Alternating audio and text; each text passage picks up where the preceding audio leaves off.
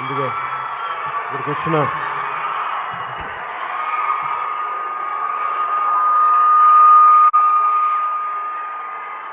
అభిమానులందరికీ ఎంతో సహనంతో ఓపికతో ఇక్కడికి వచ్చి మీ ఆనందాన్ని వ్యక్తపరుస్తున్న మీ అందరికీ ప్రతి ఒక్కరికి పేరు పేరున నా హృదయపూర్వక నమస్కారాలు.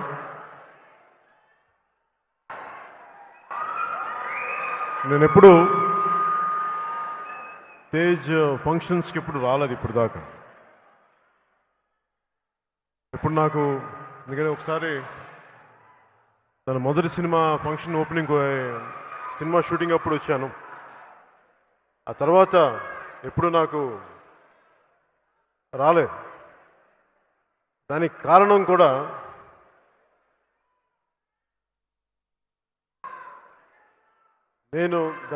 కూడా ముఖ్యమైనది ఏంటంటే, ఒకసారి ఒక దారిలోకి మనం అంటే ఇంట్లో మా అక్క కొడుకుగా నేనేం చేయాలో ట్రైనింగ్స్ పంపించేదని చేస్తే,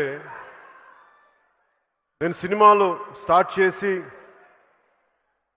బయటకు వచ్చే టైంకి అంటే గోకులం సీత వచ్చే టైంకి నేను ఎప్పుడు మా అన్నయ్య గారి సపోర్ట్ తీసుకోలేదు. నేను ఎప్పుడు ఏ సినిమా వచ్చిందో అదే సినిమా చేశాను. అలాగే తేజ్ కానీ వైష్ణవ్ కానీ ఎవరైనా సరే మొదటి సినిమా వాళ్ళకి వచ్చింది, అలాగే కుటుంబం మీద ఆధారపడకూడదు, వాళ్ళు వారి సొంత కాళ్ళ మీద నిలబడాలి అనే ఉద్దేశంతో ఎప్పుడు నేను రాలేదు. కష్టమో నష్టమో సొంత జర్నీతో చేయాలి. కానీ ఈరోజు ఎందుకు వచ్చానంటే,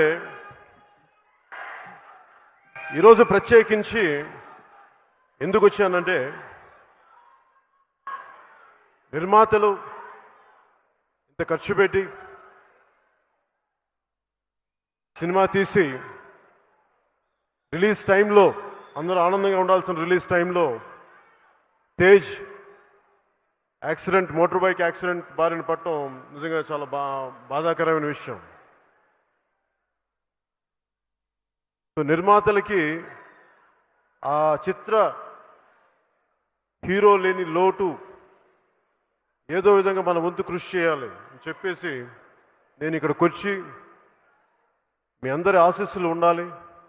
ఎందుకంటే తేజ్ మీ అందరూ ఆనందంగా ఉండాలని కోరుకునే వ్యక్తి సాయిధరం తేజ్. సో నేను కూడా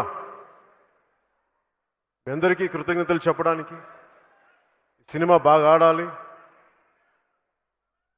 బాగా వచ్చిందని నాకు అర్థమవుతుంది. ఎవ్రీడే మనకి ట్రైలర్ చూస్తూ ఉంటే ఈ సినిమా అద్భుతమైన విజయం సాధించాలి కోరుకుంటూ, ముఖ్యంగా చాలా ఈ మధ్యన కాలంలో నాకు కొంచెం బాధ అనిపించింది. సాయిధరం తేజ్ యాక్సిడెంట్ గురైతే పాపం అందరూ కూడా రకరకాల పరిస్థితుల్లో సానుభూతి కానీ లేదంటే హరీష్ శంకర్ కానీ అందరూ ప్రతి ఒక్కరు సినిమాలు కానీ నిర్మాతలు కానీ అందరూ వచ్చి యాక్సిడెంట్కి గురైన తేజ్కి త్వరగా కోలుకోవాలని విషయం చెప్తూ, అలాగే చాలామంది మీడియా నుంచి కూడా చాలామంది మిత్రులు పెద్దలు అందరూ కూడా సంపూర్ణంగా కోలుకోవాలని చేసిన కూడా మీ అందరికీ కూడా మీడియా వారికి కూడా ప్రత్యేకించి నా హృదయపూర్వక కృతజ్ఞతలు తెలియజేస్తాను. కానీ కొన్ని ప్రోగ్రామ్స్ చూశాను నేను కూడా, నా దృష్టికి వచ్చింది తేజ్ యాక్సిడెంట్ ఎలా అయింది, హై స్పీడ్ చాలా స్పీడ్తో వచ్చేస్తున్నాడు, నిర్లక్ష్యంగా నడుపుతున్నాడు, ఇవన్నీ అని రకరకాల కథలు వస్తూ ఉంటే నాకు సింపుల్గా అనిపించింది, దీనికి పెద్ద స్పీడోమీటర్ కావాలా? ఒక ఆటోని ఓవర్టేక్ చేసే టైంలో ఎంత స్పీడ్లో వెళ్తాడు? 35-45 కిలోమీటర్లు. ఇసుక మ్యాట్ వేస్తే పడిపోయాడు అక్కడ, జాలిపడాలి మనం. దాని మీద కథనాలల్లి దాని మీద ఇవి చేసి దాని మీద మాట్లాడితే, అలాంటి వ్యక్తులకు కూడా నా విన్నపం, కొంచెం కనికరం చూపించండి. కొంచెం మేము మనుషులే కదా, ఇలాంటి పరిస్థితి మీకు కూడా వస్తే మీకు కూడా రాదని గ్యారంటీ ఏముంది? వస్తే కదా మీకు కూడా. కొంత కనికరం చూపించండి దయచేసి.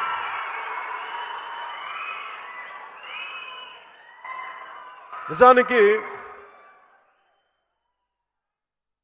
నిజంగా సినిమా ఇండస్ట్రీ అంటే ముందుగా నేను సినిమా హీరో, అలాగే ఈ సందర్భంగా రిపబ్లిక్ అనే సినిమా దేవకట్ట గారు తీసి గతంలో నేను ప్రస్థానం సినిమా చూశాను, చాలా చక్కటి సినిమా. అలాగే ఆయన ఆటో నగర్ సూర్య చేస్తున్నప్పుడు కూడా నిర్మాతలు చెప్తా ఉండేవాళ్ళు నాకు, ఆయన సంబంధించిన కలిసి నిర్మాతలు చాలా మంచి దర్శకులని. ఈ రిపబ్లిక్ సినిమా కూడా చాలా సామాజిక స్పృహతో తీసిన సినిమా.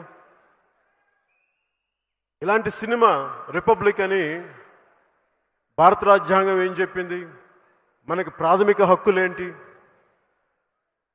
ప్రాథమిక హక్కులు అంటే మనకి అర్థం కాని భాష ఏం కాదు. ఒక మనిషిగా పుట్టాక నీ సొంతగా నీకు నీ పని చేసుకోగలగాలి, నీ హక్కులు నీకు ఉంటాయి, ఒక నీ జీవితం నీకు గడపడానికి హక్కులు ఉంటాయి. ఇది ఒక ప్రాథమిక మనిషికి ఉండాల్సిన అవసరాలు, అవే ప్రాథమిక హక్కులు. వాటి మీద మాట్లాడుతూ ఉంటారు. దాని గురించి ఆ ప్రాథమిక హక్కుల మీద మాట్లాడే సినిమా నాకు అర్థమవుతోంది రిపబ్లిక్ సినిమా. రిపబ్లిక్ అనగానే నాకు ఎప్పుడు కూడా, నేను ఎప్పుడు ఇంతవరకు ఏ సినిమాలు ఇచ్చాను, చిన్నప్పటి నుంచి కూడా నాకు జై హింద్ అనకపోతే ఆ సభ నాకు ముగింపు జరగదు. ఎందుకంటే ఎందుకు జై హింద్ అని చెప్తానంటే, ఒక భగత్ సింగ్ కానీ, సుభాష్ చంద్రబోస్ కానీ, చంద్రశేఖర్ ఆజాద్ కానీ, మహాత్మా గాంధీజీ కానీ, అలా లెక్కలేనంత మహానుభావులు, వేల కొలిది లక్షల కొలిది ప్రాణత్యాగం చేస్తే కానీ భారత గణతంత్ర దేశంగా అవతరింపబడలేదు. అది ఇండియన్ రిపబ్లిక్. అంత గొప్ప దేశం ఇది, అంత గొప్ప త్యాగాలకి మూలం.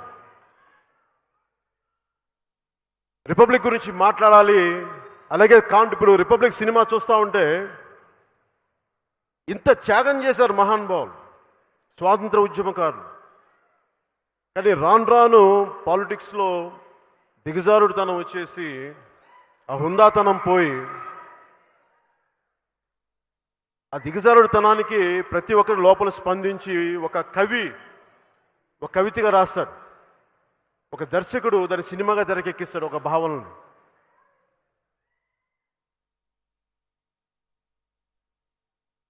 శేషేంద్ర శర్మ గారు చెప్పినట్టుగా నీ స్వేచ్ఛ కోసం ఎంత రక్తం పారిందో తెలుసుకో. అది నీ శరీర క్షేత్రంలో ధైర్యం చల్లకపోతే, అది నీ గుండెల్లో ఆత్మగౌరవం పండించకపోతే, నువ్వు ఎప్పటికీ మోచేతి అంబలి తాగే బానిసల్లాగా బతకాలనుకుంటే ఎంత ద్రోహిగా మారావు ఆ పవిత్ర రక్తానికి, అచిందించిన రక్తానికి. ఇది ఎందుకు చెప్తున్నానంటే, మన దేశం కోసం ఇంతమంది చిందించారు. సినిమాల్లో విలువలు మాట్లాడటం ఒక ఎత్తు అయితే, దాని నిజ జీవితంలో ముందుకు తీసుకెళ్ళడం చాలా కష్టతరమైంది. నేను ఎప్పుడు కూడా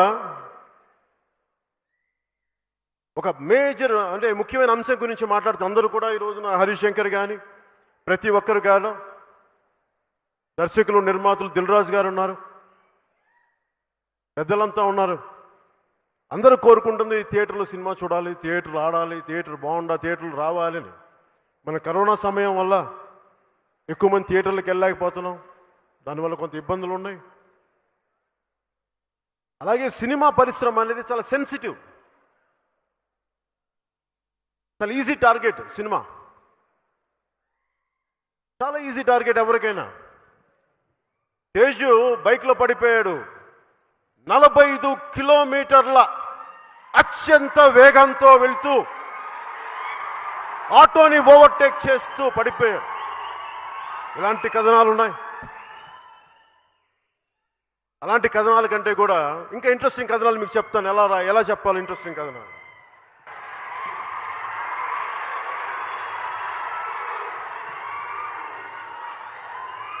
వైఎస్ వివేకానంద రెడ్డి గారు ఎందుకు హత్యకు గురయ్యారు దాని మీద మాట్లాడారు, తేజ్ యాక్సిడెంట్ మీద కాదు. తేజ్ 45 కిలోమీటర్ స్పీడ్తో వెళ్ళాడా అంటే అది మావాడి దురదృష్టం, మావాడి కర్మ. దానికంటే మీరు చేయాల్సింది వైఎస్ వివేకానంద రెడ్డి గారు ఎందుకు హత్యకు గురయ్యారు. తేజ్ యాక్సిడెంట్ కంటే కూడా ఇంకా ఇంట్రెస్టింగ్ కథ ఒకటి చెప్తాం. మీరు చేయాల్సింది కోడి కత్తితో ఒక నాయకుడిని పొడిచారు ఇంటర్నేషనల్ ఎయిర్పోర్ట్లో, కేంద్ర ప్రభుత్వం అధీనంలో ఉండే ఎయిర్పోర్ట్లో పొడిచారు. అప్పటి గవర్నర్ గారు నరసింహన్ గారు కూడా దీని వెనుక చాలా భారీ కుట్ర ఉందని చెప్పారు. ఆయన కూడా అది ఏమైంది అది అడగండి. తేజ్ యాక్సిడెంట్ కాదు.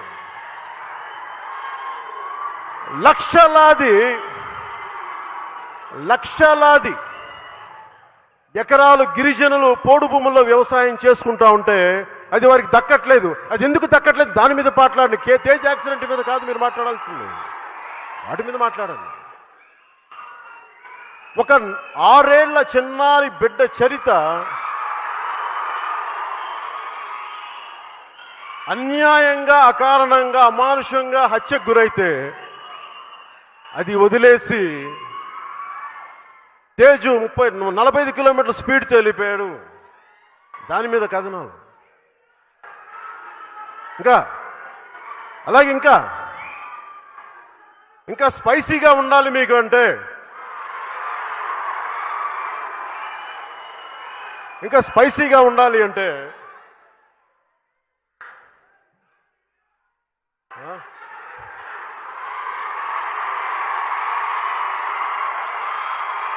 ఇంకా స్పైసీగా ఉండాలి అనుకుంటే ఆ మధ్యకాలంలో వైసీపీ సానుభూతి పరులు, వైసీపీ వ్యక్తిగతమైన కొంత వారి పార్టీకి చెందిన వాళ్ళు వ్యభిచారాన్ని లెజిటిమైజ్ చేయమని బయటకు వచ్చారు. వాళ్ళకి మద్దతు పలికారు. దాని మీద కథలు నడపండి, తేజ్ యాక్సిడెంట్ మీద కాదు. అలాగే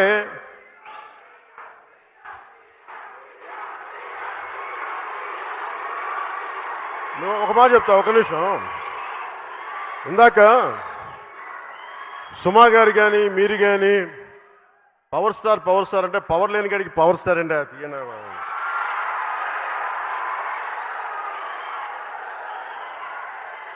నేను సీఎం ఇవన్నీ నేను వీటి కోసం రాలా.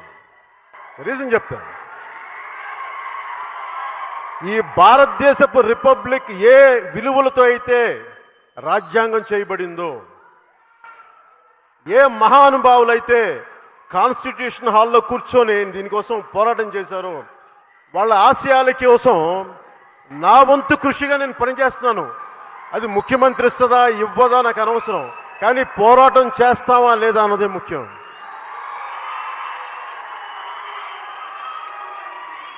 అలాగే తేజ్ యాక్సిడెంట్ కంటే కూడా ఇంకా ఇంట్రెస్టింగ్ విషయం చెప్తాం. టీడీపీ ఉన్నప్పుడు కాపు రిజర్వేషన్ గురించి మాట్లాడి వైసీపీకి వచ్చే కాపు రిజర్వేషన్ ఎందుకు మాట్లాడేస్తే దాని మీద కథనాలు చేయండి.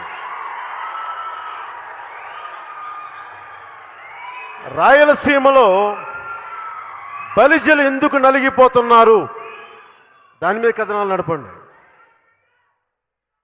బోయ కులస్తులు ఎందుకు రాజకీయ ప్రాతినిధ్యం రావట్లేదు అది నడపండి. తేజ్ యాక్సిడెంట్ కాదు, తేజ్ మోటార్ బైక్ యాక్సిడెంట్ కాదు.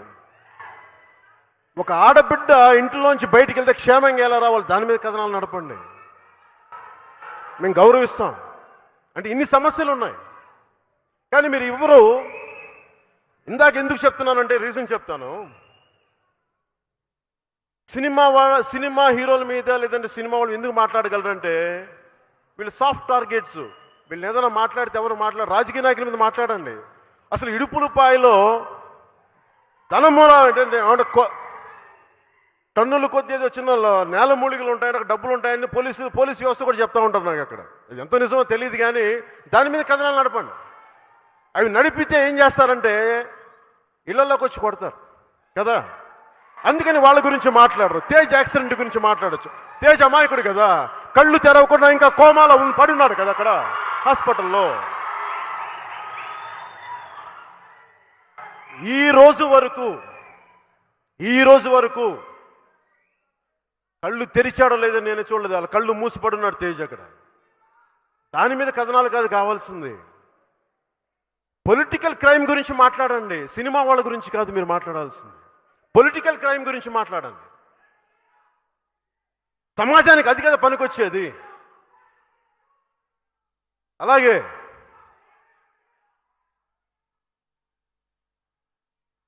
ఎంతసేపు ఈ మధ్యన అందరూ కోరుకుంటున్నారు కదా సినిమాల్లో, ఒక్క నిమిషం, సినిమాల్లో థియేటర్లకు వెళ్ళాలని కోరుకుంటున్నాం కదా. సినిమా థియేటర్ లేని కాడికి సినిమా థియేటర్లు ఏమి వెళ్తాం? తెలంగాణలో థియేటర్లు ఉన్నాయి, ఆంధ్రాలో థియేటర్లు లేవే. ఆంధ్రాలో థియేటర్లు ఎక్కడున్నాయి? ఈ వైసీపీ నాయకులు ఏమనుకుంటారంటే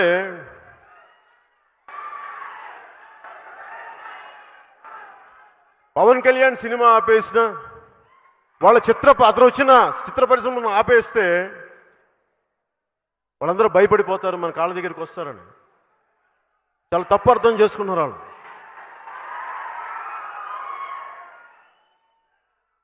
ఎందుకంటే మీ అందరికీ దృష్టికి తీసుకొస్తా ఉన్నా, నాకు చాలా బాధ వేస్తుంది.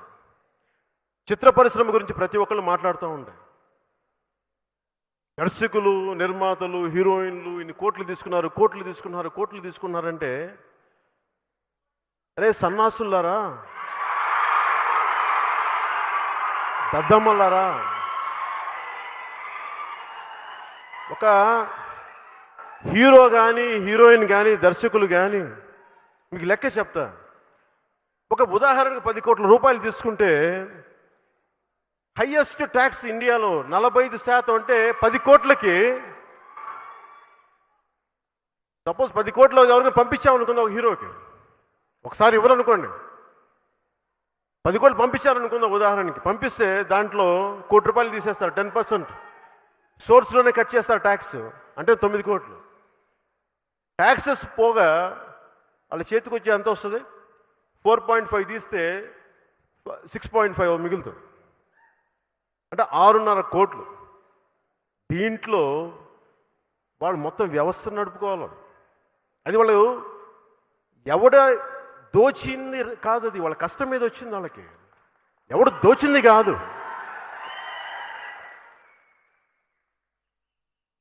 అనుకోవచ్చు ఈ రోజున నేను డబ్బులు తీసుకుంటున్నానంటే, అరే బాబు మేము అడ్డగోలుగా సంపాదించలేదురా, 1000 కోట్లు తప్పుడు కాంట్రాక్ట్లు సంపాదించలేదురా బాబు. మేము జనాలని ఎంటర్టైన్ చేసి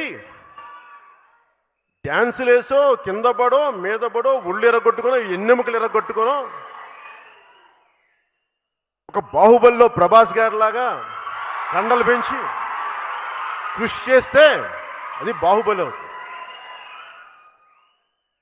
రాణా గారిలాగా కండలు పెంచి అది చేస్తే అది బాహుబలి అవుతుంది.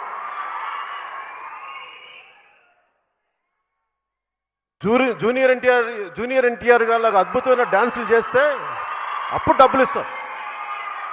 ఒక రోజులో ఇవ్వాల ఎవరికి? రామ్ చరణ్ లాంటి హీరో అద్భుతమైన స్వారీలు చేసి అప్పుడు ఇస్తారు డబ్బులు. ఒక ఆడబిడ్డ హీరోయిన్గా రావాలి అంటే ఎక్కడి నుంచో, వేరే దేశాల నుంచో, ఎక్కడి నుంచో పాపం పక్క రాష్ట్రాల నుంచి వచ్చి అందరూ చూస్తుండగా డాన్సులు చేసి ఇబ్బంది పడి ఆ బిడ్డకి డబ్బులు ఇస్తే అది దాన్ని తప్పంటారేంటి? ఇది మీరు ఎవరిని తప్పనాలంటే ట్యాక్స్. ఇప్పుడు జలసాలో డైలాగ్ ఉంటుంది, హీరో ఏమంటాడంటే విలన్ తోటి, అరే మీరు మాలాగా ఉద్యోగాలు చెయ్యు, మాలాగా కష్టపడం, మాలాగా ట్యాక్సులు కట్టం, మాలాగా సిన్సియర్గా ఉండవు, ట్యాక్సులు కట్టవు, పోనీ మాలాగా తల ఉంచుకొని వెళ్ళవు, మీరు ఇన్ని చేసినా మా మీద జులుం చేస్తావు, నువ్వు వెళ్ళు రౌడిజం చేసుకో, గుండాయిజం చేసుకో, మేము తల ఉంచుకొని వెళ్ళిపోతాం, కానీ మమ్మల్ని బతకనివ్వరా బాబు మమ్మల్ని. అలా కాకుండా ప్రతిసారి కెలిగితే ఏమవుద్దంటే కుర్రోళ్ళు కామెడీగా చంపేస్తాను ఉంటుంది డైలాగ్. కుర్రోళ్ళు చాలా, ఎందుకు చెప్తున్నానంటే ప్రతి ఒక్కరికి ఎవరికైనా సరే దేన్నైనా తెగేదాకా లాక్కండి అమ్మా. దీన్ని సినిమా ఇండస్ట్రీ కూడా, నేను సినిమా ఇండస్ట్రీ బాగు కోరి క్షేమం కోరేవాడికి చెప్తున్నా, నిర్మాతలు నష్టపోతే డబ్బులు వదిలేసుకున్నవాడిని. అలాగే ఎక్కడో మారుమూల నన్ను ఎవరు గుర్తించట్లేదు నా కళని అని ఒక కిన్నెర మొగలయ్యని గుర్తిస్తే మేము డబ్బులు ఇచ్చాం. అది మా సంస్కారం, మేము చేస్తాం. అవి కూడా చూడండి. ఎవరైనా సరే మీరు దృష్టి పెట్టాల్సింది అక్రమ ఆర్జిత రాజకీయ నాయకుల మీద పెట్టండి, సినిమా వాళ్ళ మీద కాదు. వారి మీద మాట్లాడండి మీరు. అలాగే మీరు బలంగా మాట్లాడాల్సింది, థియేటర్స్ ఉన్నాయి, సినిమా థియేటర్లు ఉన్నాయి, దిల్ రాజు గారికి థియేటర్లు ఉన్నాయి, వాళ్ళకి థియేటర్లు, వీళ్ళకి థియేటర్లు ఉన్నాయి, సరే ఉంటాయి. మీరు ఒక్కసారి ఎలక్షన్లకు వచ్చే 30 సంవత్సరాలు ఉండాలనుకుంటున్నారే, మీకు ఉండగా కోరికలేదు, మామూలుగా వ్యాపారం చేసుకునే వాళ్ళకి ఉండదా? అందులో తప్పే ఉంది. థియేటర్లు కాదే, ఒక పూర్ణ ఒక హోటల్ పెడితేనే ఇంకో బ్రాంచ్ పెట్టాలనుకుంటారు, తప్పే ఉంది అంటున్నాను. అది ఒక తోపుడు బండికి 2 తోపుడు బండ్లు పెట్టాలనుకుంటారు. లేదు, దిల్ రాజు గారికి మీకు నచ్చలా, పోటీగా ఇంకో 10 మందికి అవకాశం ఇవ్వండి, 10 మంది వెనకబడిన తరగతిలో థియేటర్లు మీకు స్థలాలు ఇవ్వండి. ఆర్థికంగా బలంగా లేని వాళ్ళకి థియేటర్లు కట్టే ఇవ్వండి, వీళ్ళతో పోటీ పడతారు. అవి మానేసి మీకు డబ్బులు వద్దు, మాకు డబ్బులు వద్దు అంట. అరే జోగి జోగి రాసుకుంటే ఏం వస్తారా? బూడిది రాలుతురా ఎదవల్ల. వెల్త్ క్రియేషన్ లేకపోతే ఎక్కడి నుంచి డబ్బులు వస్తారా? అక్కడ వెల్త్ క్రియేషన్ జరగకపోతే వెల్త్ క్రియేషన్ తప్పారా అని అడగాలని ఉంటుంది. ఎవరిని అడగాలో తెలియదు.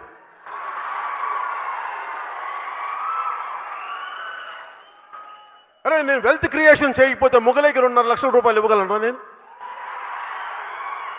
సైనిక బోర్డు 1 కోటి రూపాయలు ఇవ్వగలనా? కరోనా నిధికి 2 కోట్ల రూపాయలు ఇవ్వగలమా? అరే వెల్త్ క్రియేషన్ జరగాలరా సన్నాసులారా, అప్పుడు కదా డబ్బులు ఇవ్వగలిగాను. డబ్బులు సంపాదించే ఉంటారే ఈ అనే సన్నాసులు కూడా చెప్తున్నాను. నేను విసిగిపోయినా జీవితంలో. ఎందుకంటే వాడికి వంగి ఈడికి వంగి వాడికి వంగిపోయింది జీవితం. మీరేమో పవస్తారంటారు, వాళ్ళేమో సాగు దొబ్బుతూ ఉంటారు మమ్మల్ని. నా పేరు చూపించి సినిమా ఇండస్ట్రీని సాగు దొబ్బుతూ ఉన్నారు. ఆ వకీల్ సాబ్ అంటే దిల్ రాజు గారు, మీరు ఎందుకంటే సినిమా తీశారు మాతో చంపుతున్నారు? మీరు సినిమా తీయకుండా కానీ ఉండంటే ఇప్పటికి ఆంధ్రాలో సినిమాలు రిలీజ్ చేయండి. మీరు రెడ్డి వాళ్ళు రెడ్డి కదా, తెలుసుకోండి, రెడ్డి తెలుసుకోండి.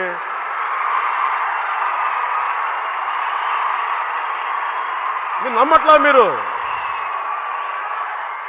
చెప్పండి. మీరు ఓ పని చేస్తాను బాబు, ఈ రోజు నుంచి దిల్ రాజు గారు రెడ్డి అంటే జగన్ రెడ్డి గారికి కూడా కొంచెం మజాకు వస్తుంది. మమ్మల్ని బతికించండి.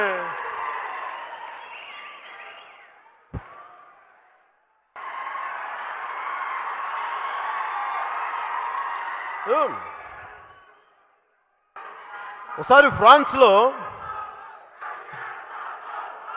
ఒక నిమిషం, ఒకసారి ఫ్రాన్స్లో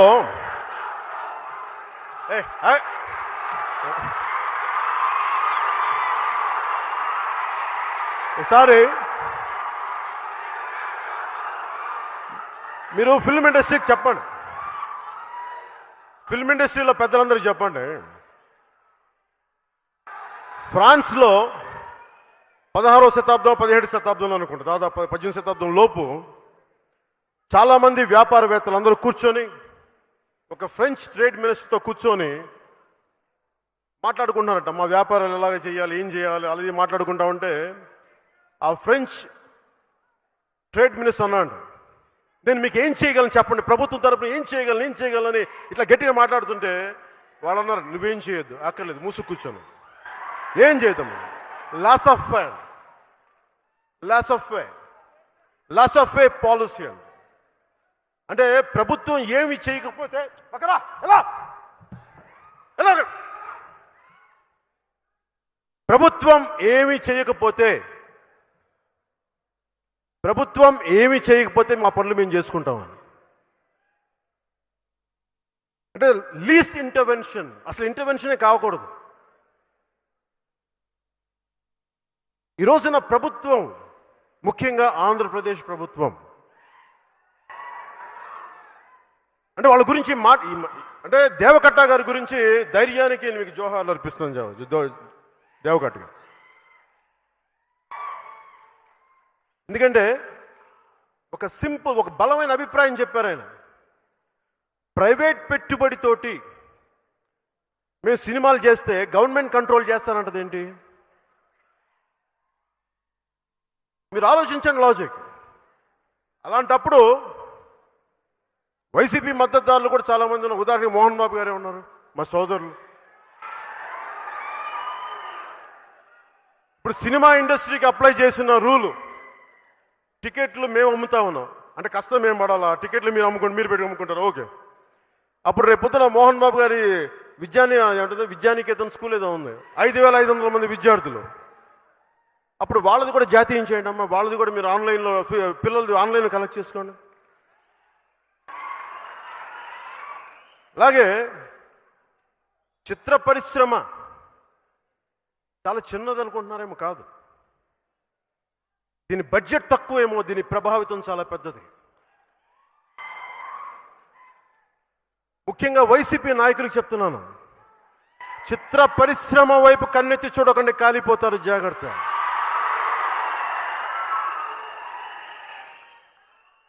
మీరు 1,00,000 కోట్లు సంపాదించచ్చా? మేము అడుక్కు తినాలి ఇక్కడ. సినిమాలు రిలీజ్ అవ్వకూడదా? మీరేం చేస్తారా? మీకు చెప్తున్నాను, ఎందుకు ఇంత ధైర్యంగా మాట్లాడగలను చెప్తున్నా. రాజ్యాంగ స్ఫూర్తిని గుండెల్లో నింపుకున్నవాడు, 23 ఏళ్ల వయసులో భగత్ సింగ్ చచ్చిపోతే ఎందుకు చచ్చిపోయాడు ఈ అబ్బాయి, ఎందుకు చచ్చిపోయాడు అనుకునేవాడు. అంటే ఏం కోపం వచ్చి ఉంటుంది ఇతనికి చచ్చిపోవడానికి? మహాత్మా గాంధీ వచ్చి నువ్వు బతుకోవాలి, బయటికి రా అంటే కూడా వద్దు, నేను చచ్చిపోతాను. ఎందుకనంటే ఎడ్మండ్ బర్గ్ వాక్యం ఒకటి గుర్తు వచ్చింది. ఐరిష్ ఫిలాసఫర్ అనుకుంటారు, పొలిటికల్ స్టేట్స్మెన్. అంటే ఏదైనా ఒక చెడు జరుగుతున్నప్పుడు మనం మంచి వాళ్ళు మామూలు చూస్తే చాలంట, చెడు పేటరేగిపోతూ ఉంటుందంట. అలాగా భారతదేశంలో ఎంత దారుణాలు జరగని, ఎంత హీనమైన క్రైమ్స్ జరగని మన చలనం ఉండదు మనకి. అందుకని ఆ విసుగుతోటి భగత్ సింగ్, నేను చచ్చిపోయినా మీరు లెగుస్తారా మీరు అని చెప్పి ఆత్మహత్యకి వెళ్ళిపోయాడు. తన ఉరిశిక్షకి వెళ్ళిపోయాడు సిద్ధంగా.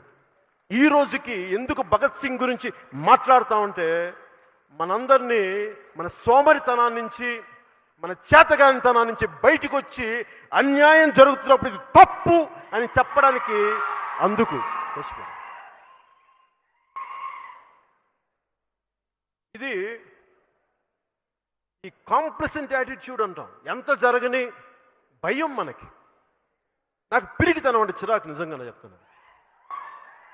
ఇంత బతికిడమ్మ ఇంటి వెనకాల చేస్తావా మనం? ఇంటి వెనకాల చేస్తాం.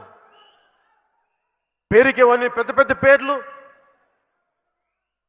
వైసీపీ నాయకులు చెప్పలేరా? మీరు మూసుకు కూర్చొని చెప్పలేరు, ఇండస్ట్రీ వైపు చూడకని చెప్పలేరు? ధైర్యం రాదా మీకు? మాట్లాడండి. ఏం చేస్తాడు? ఇది వైసీపీ రిపబ్లిక్ కాదు, ఇండియన్ రిపబ్లిక్ అని చెప్పండి వాళ్ళకి. వైసీపీ రిపబ్లిక్ అనుకుంటున్నారేమో, బయటకు వచ్చి లాక్కొచ్చి తన్నులు కొడతారు అందరూ, జనం అంతా ఉంటుంది, జాగ్రత్త. ఎందుకు చెప్తున్నానంటే, అధికారం ఎక్కిన వాళ్ళు ఒళ్ళు దగ్గర పెట్టుకొని ఉండాలి ఎవరైనా సరే. అధికారం ఉంది కదా అని చెప్పి పిచ్చి పిచ్చి వేషాలు వేస్తే భవిష్యత్తు ఎలా ఉంటుందో ఒక చిన్న ఉదాహరిస్తాను మీకు, మీ అందరికీ తెలిసింది కూడా.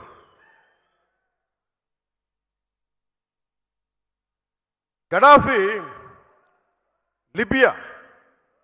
గడాఫీ, నేను నెల్లూరు చదువుకున్నప్పుడు మా చుట్టుపక్కల వాళ్ళు లిబియాకి వెళ్ళేవాళ్ళు ఉద్యోగాల కోసం, డాక్టర్లు చదివి. చాలా అద్భుతమైన జీవితం మాకని. అలాంటి గడాఫీ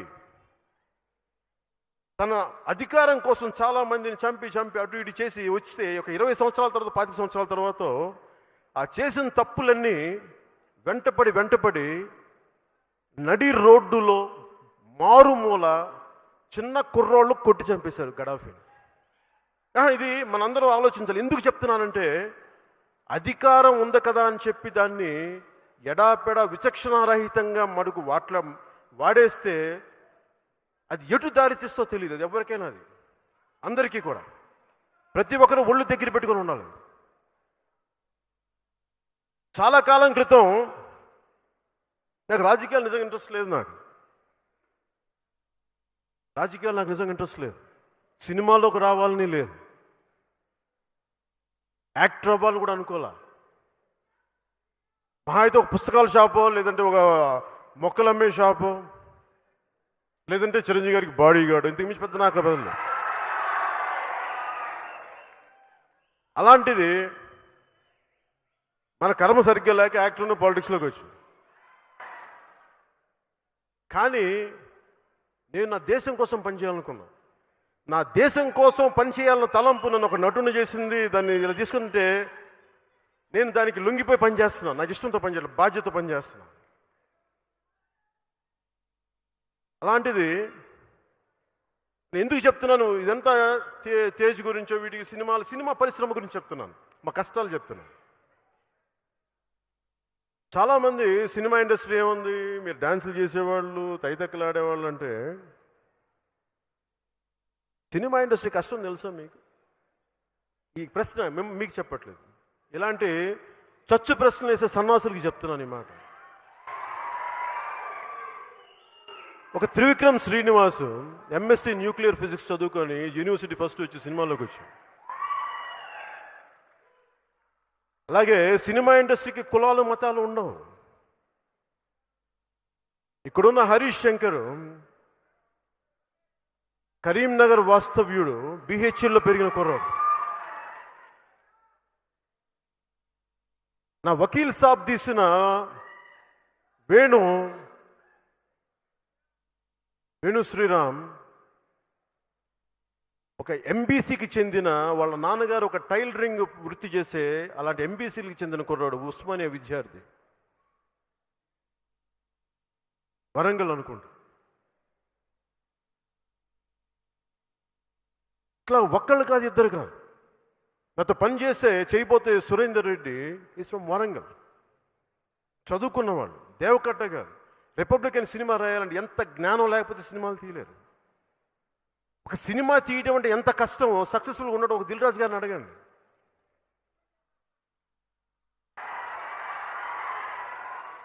ఎంత కష్టం.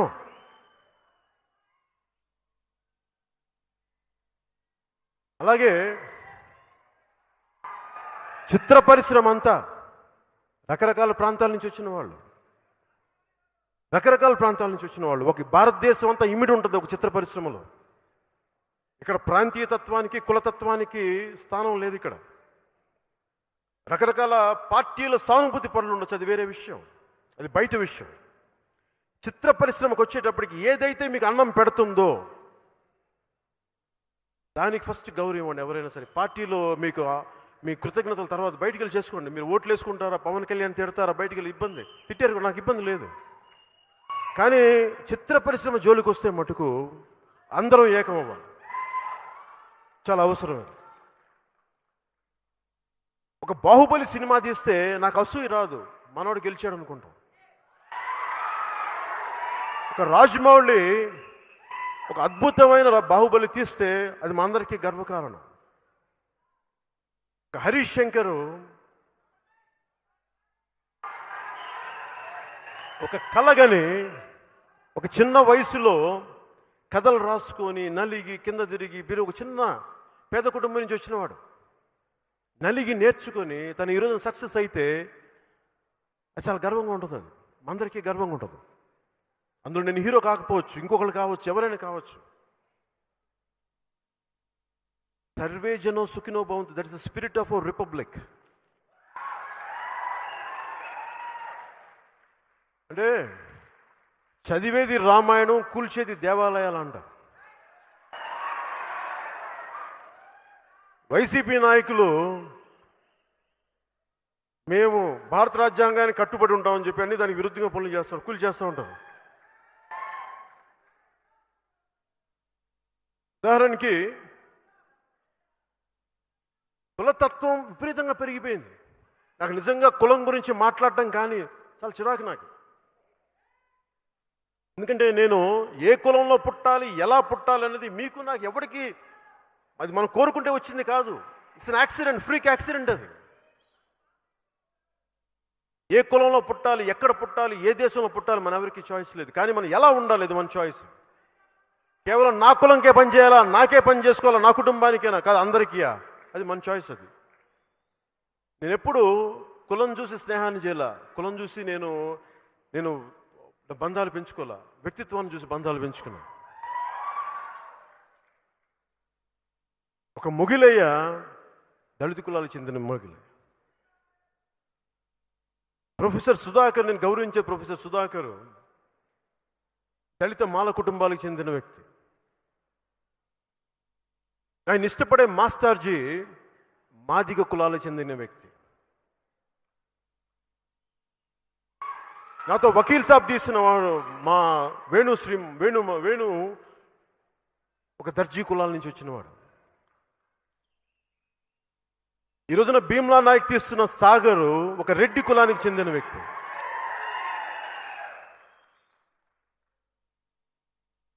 అలాగే నేను ఇష్టపడే ఉర్దూ నేర్చుకోవడానికి నేను మెచ్చిన అర్హం ఖాన్ గారిని, నాకు ఇష్టమైన అర్హం ఖాన్ నేను పాలిటిక్స్లోకి ఆహ్వానించాను. ఎందుకంటే నాకు మైనారిటీ తాలూకు, ముస్లింల తాలూకు మనోభావాలు మీరు చెప్పండి నాకు ఎలా ఉంటాయో నాకు తెలియదు, తీసుకొచ్చాను. అంటే ఇలా మేము ఆలోచిస్తాం తప్ప మావాడే ఉండాలి, మా కులమే ఉండాలి అని ఆలోచించే వ్యక్తి కాదు. అందరూ బాగుండాలని కోరుకునేవాడు.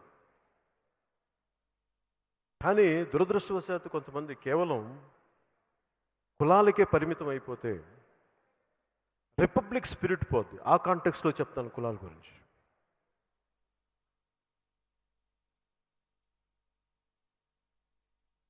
రాజ్యాంగం చాలా విలువైంది, చాలా గొప్పది. కానీ దాని ఇంటర్ప్రిటేషన్ కానీ, దాన్ని అన్వయించే విధానం కానీ, ఇప్పుడు వైసీపీ వాళ్ళని అడిగిన ఒక రూల్ చూపిస్తారు, ఈ రూల్ ప్రకారం చేస్తున్నాం అంటారు. కరెక్టే, రూలే. కానీ అన్వయించేది మీ నైతిక నిబద్ధతను బట్టి ఉంటుంది. మీ నైతికత ఎంత, దాని మీద ఆధారపడి ఉంటుంది. చిత్ర పరిశ్రమ కూడా నా వంతు ఇంట్లో మనిషిగా చెప్తున్నా, మీ మీద దాడి చేస్తున్నప్పుడు మీరు బలంగా మాట్లాడండి, మీకు హక్కు ఉంది. మీరు దోపిడీలు చేయట్లా, మీరు దొమ్మీలు చేయట్లా, మీరు కష్టపడుతున్నారు. ఒక డాక్టర్ ఎలా కష్టపడుతున్నాడు, పైగా చిత్ర పరిశ్రమ అంటే ఒక దిల్ రాజు గారు కాదు, దిల్ రాజు గారు అంటే ఒక అల్లు అరవింద్ గారు కాదు, ఒక సురేష్ బాబు గారు కాదు, చాలామంది. ఈ మధ్యన పాపం హీరో నాని గారి గురించి తెగ తిడతా ఉంటే చాలా బాధ కలిగింది నాకు.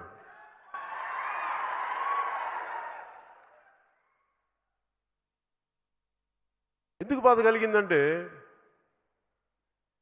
అక్రమాలు అన్యాయాలు ఏం చేయలేదే, అని హీరోగా ఒక సినిమా చేసుకొని అది రిలీజ్ కోసం థియేటర్లో ఒక సైడ్ థియేటర్లో క్లోజ్ అయిపోయి చేసిన ఏం గత్యంతరం లేక వెళ్తే థియేటర్ యజమానులు అందరూ అబ్బాయి మీద పడితే అబ్బాయి ఏం చేస్తాడు, వెళ్ళి వైసీపీ నాయకులతో మాట్లాడుకోండి, మీరు ఆ అబ్బాయి మీద ఏం చేస్తారు, అబ్బాయి తప్పే ఉంది.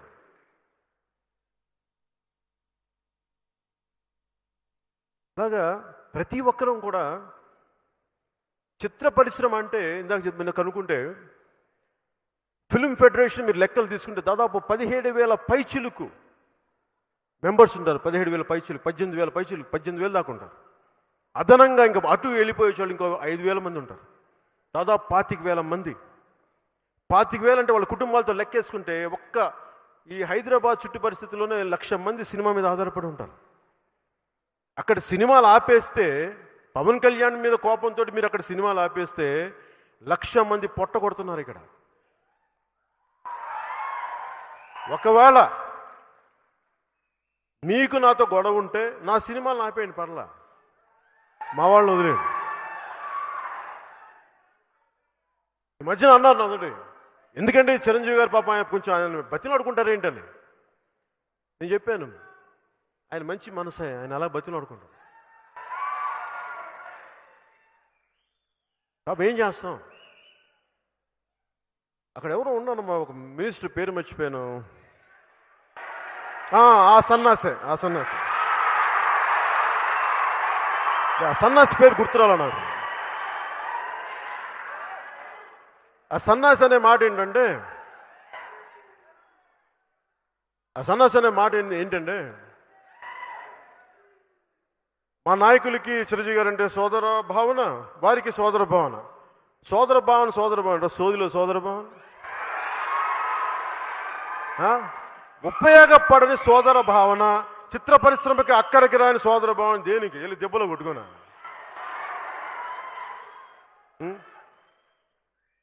మీ అందరికి ఇబ్బంది ఉండొచ్చేమో నేను మాట్లాడటం ఇలాగా.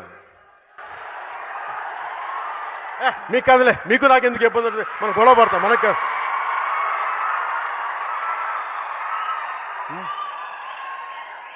అయ్యా అంటే చిత్ర పరిశ్రమ ఇలా మాట్లాడితే వాళ్ళు మొత్తానికి ఆపేస్తారంటే వైసీపీ నాయకులు ఎలాంటి వాళ్ళు చెప్తాం మీకు. ఉపరాష్ట్రపతి వెంకయ్యనాయుడు గారినే వాళ్ళు క్షమించలేదు, అంత నీచంగా మాట్లాడారు. భారతదేశపు సుప్రీంకోర్టు చీఫ్ జస్టిస్ మీదే వీళ్ళు దాడులు జరిపిన వాళ్ళు. ఒక చిత్ర పరిశ్రమలకు ఒక లెక్క వీళ్ళకి. వారి 1,00,000 కోట్ల ముందు తిప్పి కొడితే 2,000 కోట్లు 2,000 చిల్లర కోట్లు ఉండే తెలుగు చిత్ర పరిశ్రమ లెక్క వాళ్ళకి. అందుకని మనం పగటి కళలు కనదు. నేను మీ తరపున చెప్తున్నా, మీరు చెప్పండి. నేను మీకు మాట, మీరు మొన్న కూడా మీకు ఆ సన్నాసితో మీటింగ్ చేశారు కదా అక్కడ మినిస్టర్ తోటి.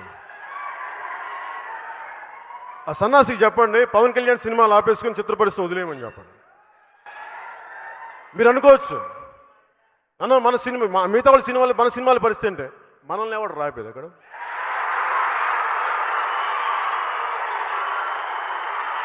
వీళ్ళు ఆపేది చూస్తూ కూర్చుంటావా?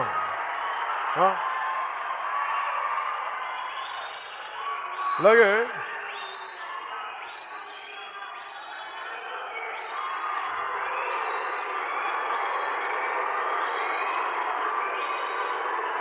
రిపబ్లిక్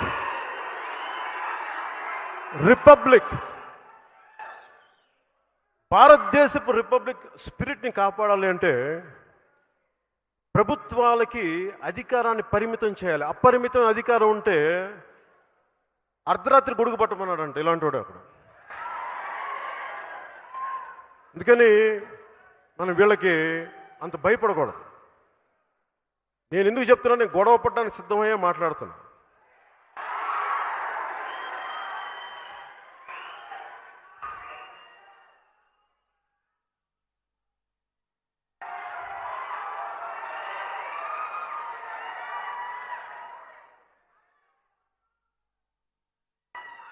ఆంధ్రప్రదేశ్లో సింగిల్ థియేటర్స్ 1100 1500 ఒక 1200 అనుకోండి, 1200 ఉన్నాయి. ఒక థియేటర్ మెయింటైన్ చేయడానికి దాని మీద ఒక 20 మంది పనిచేస్తారు. అది కుటుంబాలు. ఒక్క పవన్ కళ్యాణ్ మీద కోపంతో వాళ్ళ పట్టు కూడా కొడుతున్నారండి. అంటే చిత్ర పరిశ్రమలో అంటే ఏం లేదు, వీళ్ళు మేము తిప్పి కొడితే మీరు ఒక కాంట్రాక్ట్ సంపాదించిన డబ్బులు కూడా మేము సంపాదించున్నాము, మీరు ట్యాక్సులు కూడా కట్టరు కదా దానికి.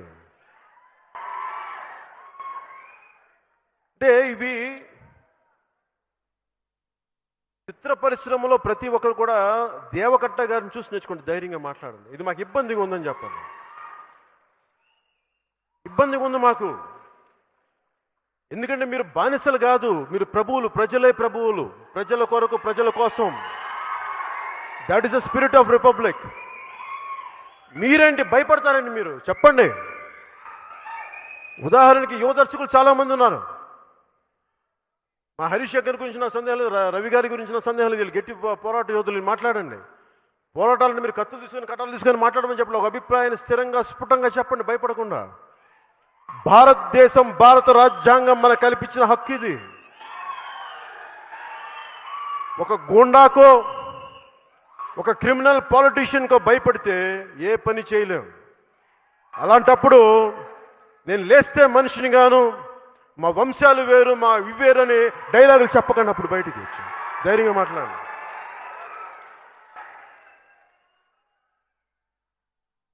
అలాగే ఈ మధ్యన పాపం ప్రకాష్ రాజ్ గారిని కూడా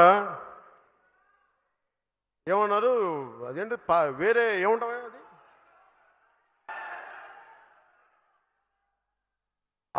అవుట్ సైడర్ ఏదో ఉంటుంది, నాకు పేరు మర్చిపోయింది, ఏదో మీకు అర్థమైంది కదా. అంటే నాకు అనిపించింది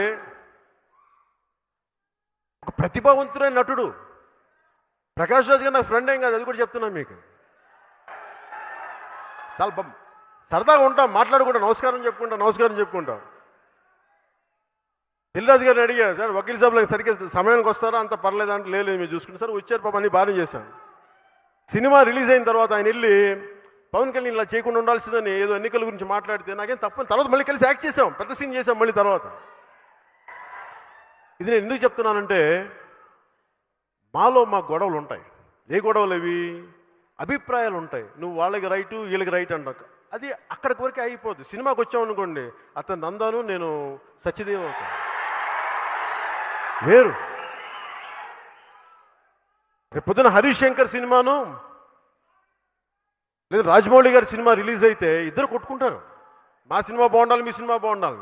అది పోటీతత్వం, శత్రుత్వం కాదు, అది అర్థం చేసుకో. అలాగే ప్రకాష్ రాజ్ గారిని లోకల్ నాన్ లోకల్ అని అంటుంటే అలాంటి పద్ధతి తీసుకురాకండి, ఎందుకంటే మాకు లేవు లోపల. అలా మాట్లాడేవాళ్ళు అలా మాట్లాడకండి, తప్పదు అలా మాట్లాడండి. అంటే మీకు ప్రకాష్ రాజ్ యాక్ట్ చేయాలా అలా అంటారా? అలా అనకండి. ఒకటి ఒక మీరు మాట్లాడాలా, ఆయన తగ్గించాలో, లేదంటే మీరు ఒక ఎన్నికలు జరుగుతున్నప్పుడు ఆయన్ని వేరేలా ఎదుర్కోండి. ఆయన నచ్చకపోతే అలా తగ్గించకండి. ఎందుకంటే మీరు అలా మాట్లాడితే రేపు మీకు కూడా ఇంకొకరు ఎవరు లేవతీస్తారు. ఇలాంటి ఎవరు అతీతులం కాదు దీనికి. అందువల్ల కొన్ని రూల్స్ ఫ్రేమ్ అయ్యి, ఎందుకంటే భారతదేశంలో ఎవరు ఎక్కడి నుంచైనా పోటీ చేయొచ్చు. ప్రకాష్ రాజ్ గారికి ఆ హక్కు ఉంది.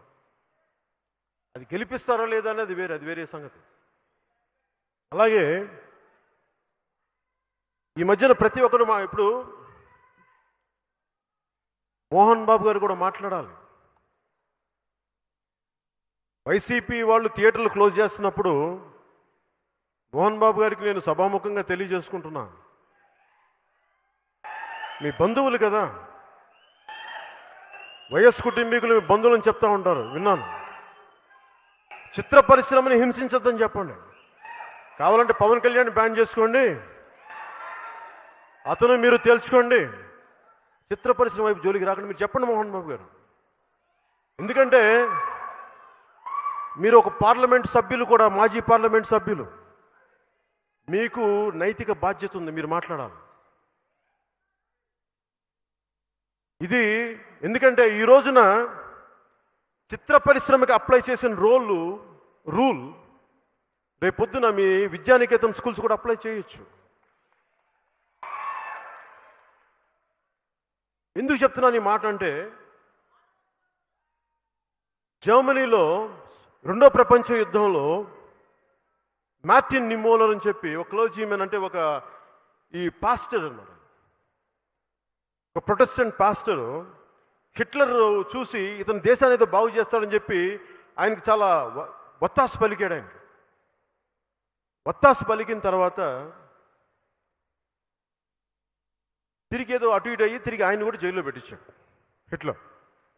అప్పుడు ఆయన ఒక చిన్న 4 పంక్తులు రాశాడు, రిగ్రెట్ అవుతూ, బాధపడుతూ.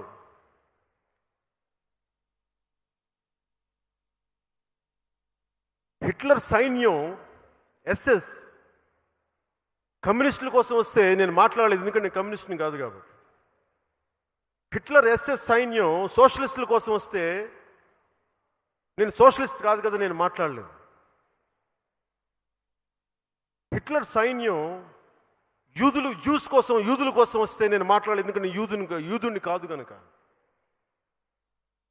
హిట్లర్ సైన్యం సోషలిస్టుల కోసం వస్తే నేను మాట్లాడలేదు, ఎందుకంటే నేను సోషలిస్ట్ని కాదు కనుక. హిట్లర్ సైన్యం క్యాథలిక్ల కోసం వస్తే నేను క్యాథలిక్ల కోసం మాట్లాడలేదు, ఎందుకంటే నేను ప్రొటెస్టెంట్ని కనుక. హిట్లర్ సైన్యం నా కోసం వస్తే నా గురించి మాట్లాడడానికి ఎవరు లేరు, అందరూ చచ్చిపోయినారు. అది మర్చిపోవద్దు.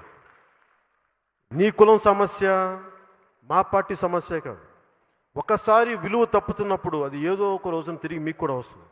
అందుకని చెప్తున్నాను మోహన్ బాబు గారికి, ఒక మోహన్ బాబు గారికి కాదు, ప్రతి ఒక్కరికి. ఈ కులం ఆ కులం అని లేదు. అందరం కూడా చాలా బాధ్యతగా ఉండకపోతే ఈ రిపబ్లిక్ తాలూకు రాజ్యాంగ స్ఫూర్తిని చేతులు చంపేసుకునే వాళ్ళం అవుతాం.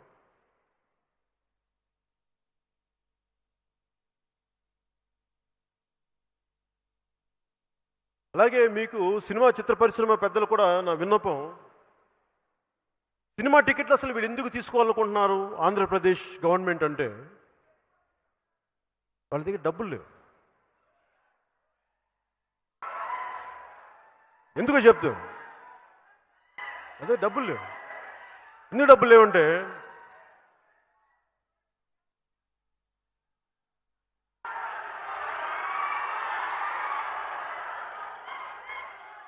అదే డబ్బులు లేవు.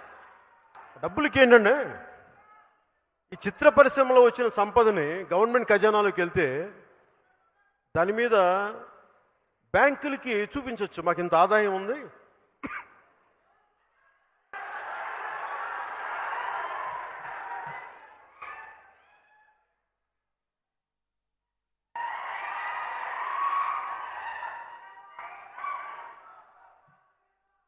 వాళ్ళకి బాబు గణేష్ చిత్ర పరిశ్రమకి అంటే గవర్నమెంట్కి ఖజానాలోకి వెళ్ళిపోతే అది బ్యాంకులకు చూపించి చిత్ర పరిశ్రమ నుంచి మేము టికెట్లు అమ్ముతాం కాబట్టి, అట్లాగా మటన్ కొట్లు అమ్ముతున్నారు కాబట్టి ఎలా ఇసుక అమ్మేసుకుంటున్నాం, దాని మీద వచ్చే ఆదాయం బూమ్ బూమ్.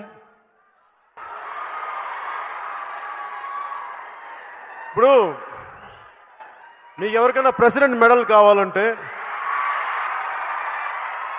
గ్యాలంటరీ అవార్డు కావాలి, కానీ ఆంధ్రప్రదేశ్కి వెళ్ళి మీకు ప్రెసిడెంట్ అవార్డు కావాలంటే ఒక బ్రాందీ షాప్ ప్రెసిడెంట్ అవార్డు ఇస్తారు, క్వార్టర్ బాటిల్. సో వాటి మీద ఆదాయం ఉంది. ఇవన్నీ చూపించి బ్యాంకుల నుంచి లోన్లు తెచ్చుకుంటారు.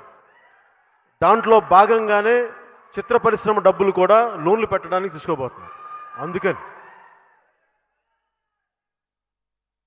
వారి పథకాలకి ప్రతి ఒక్కరిని బలి చేస్తే మీరు 100 మంది దగ్గర ట్యాక్సులు కలెక్ట్ చేసి 40 మందికి దారపోస్తానంటే మిగతా 60 మంది అని చేతులు కట్టుకుని కూర్చుంటారా? కుదరదు. అట్లా ఏ డబ్బులు అడుగు, అక్కడ ఆర్థిక శాఖ కార్యదర్శిని అక్కడికి వెళ్ళండి మన ఖజానాలో డబ్బులు తీసుకోండి, సార్ ఈ పథకానికి డబ్బులు కావాలి మన ఖజానాలో డబ్బులు తీసుకుని, ఆ పథకానికి కావాలి మన ఖజానాలో డబ్బులు తీసుకోవాలంటే చివరికి ఆర్థిక శాఖ కార్యదర్శి విసిగిపోయి ఎలాంటి మాట్లాడంటే బ్రహ్మానందంగా అలా జలసాలాగా ఏముందిరా అక్కడ, ఒక చినిగిపోయిన చొక్కా దానికి ఒక బొక్క దాప. ఇది వైసీపీ ప్రభుత్వం అక్కడ థియేటర్లను మీకు ఇబ్బంది పెడతారు. అందుకు చెప్తున్నాను, మీరు భారతదేశపు పౌరులుగా మీ హక్కు ఇది.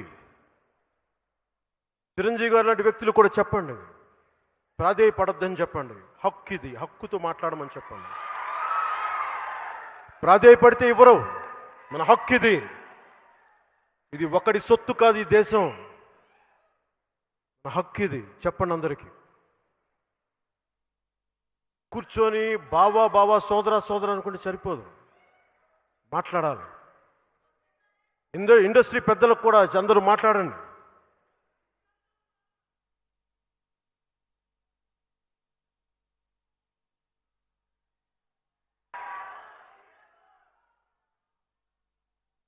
ఇది ఎందుకంటే ఇంకా మనం కూర్చొని ఇన్ని కోట్లు ఖర్చు పెట్టిన తర్వాత భారతదేశం అంతా చిత్ర పరిశ్రమ, అన్ని రంగాల చిత్ర పరిశ్రమ పెడితే 10,000 కోట్లు ఉంటుందేమో. ఒక వైసీపీ నాయకులకి 1,00,000 కోట్లు ఆస్తి అని చెప్తా ఉంటారు. ఎందుకు చెప్తున్నానంటే, ఇది వ్యాపారం చేసేటప్పుడు మీరు తప్పు చేయట్లే. ఫస్ట్ చిత్ర పరిశ్రమ వ్యక్తులు ఫస్ట్ ఇది అర్థం చేసుకోండి. ట్యాక్సులు కడుతున్నాం ఇక్కడ. ఎందుకంటే మన ట్యాక్సులు కడితేనే వీఆర్ ట్యాక్స్ పేయర్స్. ట్యాక్సులు కడితేనే కేంద్ర ప్రభుత్వం రాష్ట్ర ప్రభుత్వాలైనా వాళ్ళు అభివృద్ధి పథకాలు నడుపుతాయి. మనం ఎవరిని దొయ్యట్లా. చెప్పండి, ధైర్యంగా చెప్పండి. అలాగే చిత్ర పరిశ్రమ సంబంధించి సినిమా తీసేవాళ్ళు మాట్లాడండి, సినిమా తీయని వాళ్ళు మాట్లాడకండి. మీరు బలంగా చెప్పండి. భయపడతారేంటి? ఆలోచిస్తారేంటి? సున్నితంగా ఉంటారేంటి? మీకు ధైర్యం లేకపోతే ఎట్లా? అల్ప విద్వాంసులంతా మాట్లాడుతుంటే కూర్చొని మీరు సంపూర్ణ విద్వాంసులు చూస్తూ కూర్చుంటే ఎట్లా? అల్ప విద్వాంసులకి మీరు అవకాశాలు ఇవ్వకండి. బయటికి రండి, మాట్లాడండి, తప్పని చెప్పండి, ఖండించండి అవసరమైతే. ఇలా రిపబ్లికన్ సినిమా తీసి మళ్ళీ మనం భయపడతా కూర్చుంటే ఈ రిపబ్లిక్ స్ఫూర్తి పోయినట్టే కదా. మనం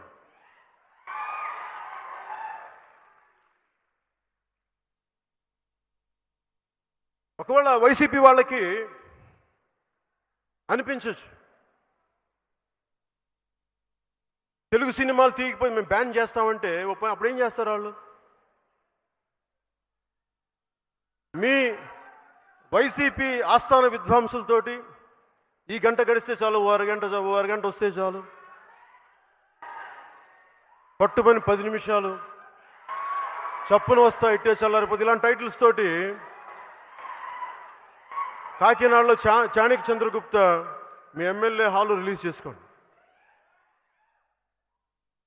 చిత్ర పరిశ్రమ వైపు, తెలుగు చిత్ర పరిశ్రమ వైపు ఆంధ్రప్రదేశ్ ప్రభుత్వం మీ తీరు మారకపోతే